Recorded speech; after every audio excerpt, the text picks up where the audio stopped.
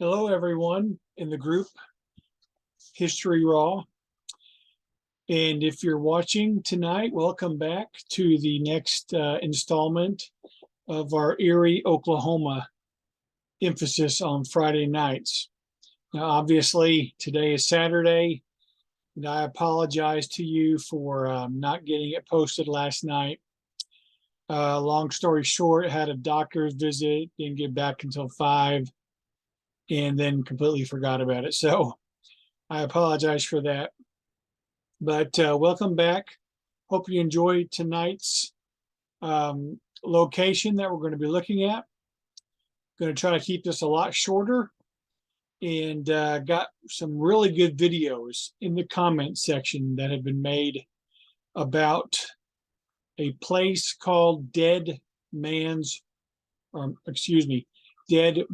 Crossing in Custer County, and specifically near Weatherford, Oklahoma. So let me bring up a few slides to share with you. And I'll keep my comments brief because the first video that'll be in the comments is a very good and detailed narration video. Alrighty, so we're going to be going, as I mentioned in the post on Tuesday, we were up here last Friday in Tahlequah. We're going roughly 250 miles back to the west in Custer County. And Dead Woman's Crossing is located just a couple of miles north of Weatherford. If you do your own research on Dead Woman's Crossing, you'll find that not only is it a crossing over a creek called Deer Creek, and that's the bridge today, a concrete bridge, but you'll also find that they call this area, it's an unincorporated community called Dead Women Crossing. And again, it's near Weatherford, Oklahoma, probably 1.5 to 2 miles north and a little east of Weatherford. Here's a little map that I pulled off of Google, and I'll show it to you on Google here in a moment. But here's I-40. Here is Weatherford. I-40 heading west. And as you can see here, Dead Women Crossing. That's how it's listed on Google, Dead Women Crossing.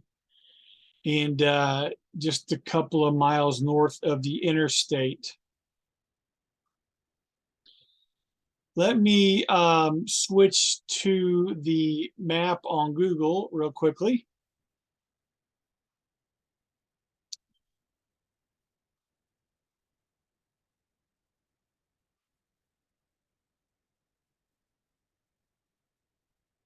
Hold on a second here. I'll get it going. There we go.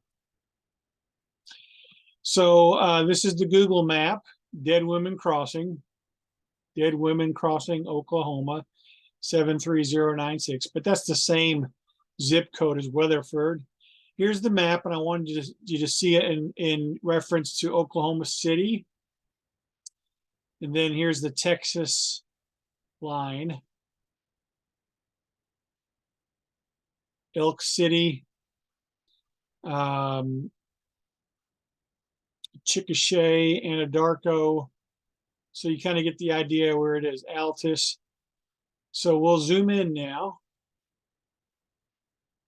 And this is the same map that I showed you on the slides. I just screenshotted it.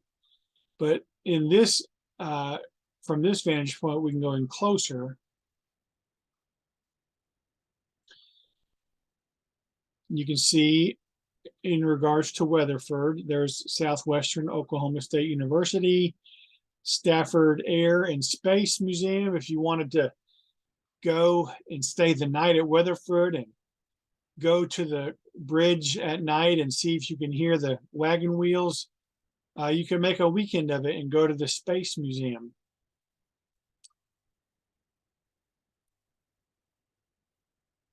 But here is the location of the bridge and the creek. If I bring up the satellite, you can see what it kind of looks like there. As you're going to be headed northeast over the bridge, you should be able to see that house in your viewpoint, and that is the house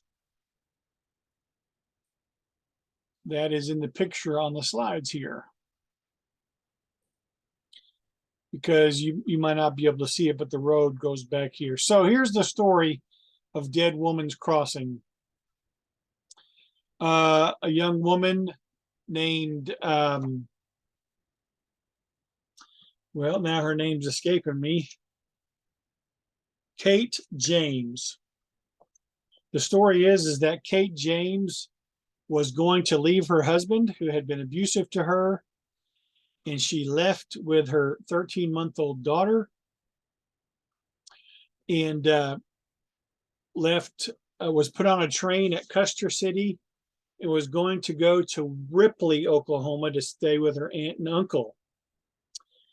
The train made a stop in Weatherford where apparently Mrs. James got off of the train and went with another woman whose name was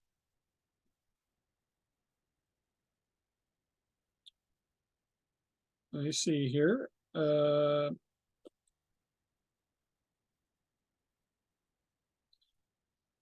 Franny Norton. She got off the train with a Franny Norton. Franny Norton had a reputation of being a woman of the night, and she took Kate James and her daughter to her brother-in-law's house to stay the night. And it was 2 weeks later when Kate's dad got worried because he hadn't heard from her. She never reported back that she had made it to Ripley. He hired an investigator who went to Weatherford and found out that Kate had gotten off the train and went with Mrs. Norton to her brother-in-law's house, stayed the night. The next morning, Franny Norton and Kate James and the baby got in a horse-drawn buggy and it headed towards Hydro, Oklahoma. You can see where Hydro is here on the map. And roughly 45 minutes later, Mrs. Norton was seen coming out of this Deer Creek area very fast in her buggy, all by herself, with blood on one of the wagon wheels.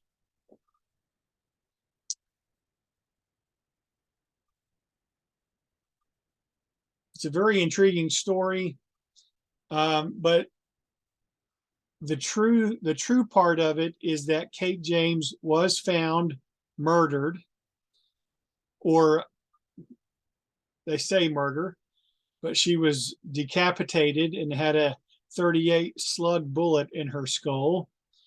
They found her on the banks of the Deer Creek up here, and her baby had been given to a local farmer and was okay.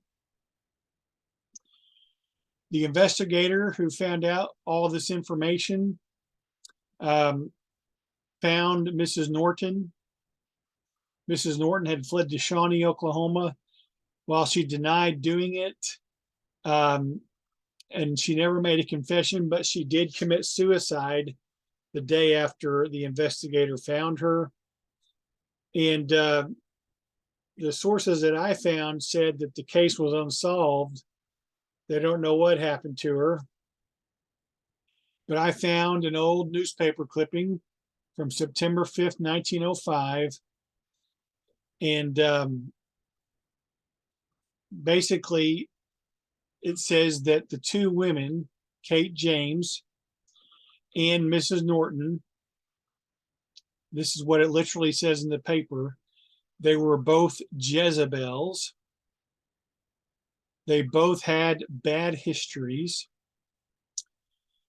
They had planned on killing Mrs. James's husband, the man that she was going to get a divorce from.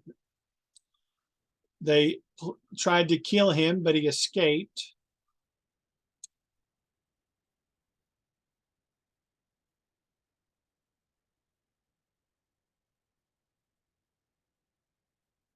When he escaped, the two women came to Weatherford, and that's when the main facts, or the facts that I just read earlier, happened.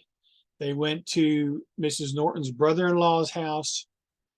The next morning, they went to the Deer Creek area. Mrs. Norton came back by herself.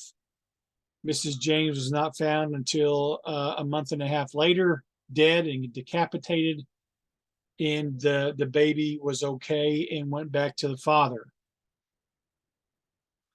In the paper on September 5th, 1905, said that there will be no further investigation of the case. It being conclusively proven that Mrs. Norton committed the murder and that her purpose was robbery. By taking Mrs. James's life, she secured $25, which the latter carried on her person.